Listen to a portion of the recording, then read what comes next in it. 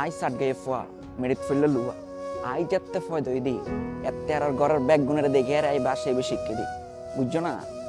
আমি নওগাঁর সোল। আমি যখন জন্ম নিয়েছি তখন আমার বাসা এরাই ছিল, আমার মায়ের বাসা এরা, আমার বাসা এরা। এটার জন্য আমি গর্বিত এবং আমি বাঙালি।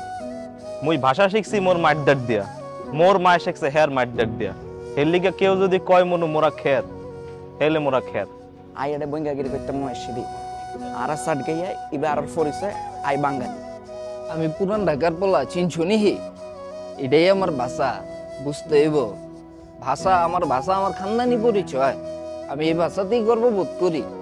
মুই বরিশাল্লা, এটাই মোর পরিচয়, মুই বাঙালি। আমি লালনের এলাকার লোক, বুঝছেন? আমার ভাষা আমার কাছে শ্রেষ্ঠ ভাষা। কুষ্টিয়ার পোলা আমি। বাংলা ভাষাতেই কথা কই, এটাই আমার ভাষা। এতক্ষণ যা শুনলেন সেটা আঞ্চলিকতা, এটাই আমাদের মাতৃভাষা। এরকম হাজারো প্রান্তিক মানুষের ভাষার মধ্যে লুকিয়ে আছে আমাদের একুশের চেতনা। এই একুশের চেতনা ধারণ করি আজ আমরা বাঙালি, এই একুশের চেতনা ধারণ করি আজ আমরা গর্বিত দেশের নাগরিক। শহীদ দিবস ও আন্তর্জাতিক মাতৃভাষা দিবসে রইল সকল শহীদদের প্রতি আমাদের বিনম্র শ্রদ্ধা।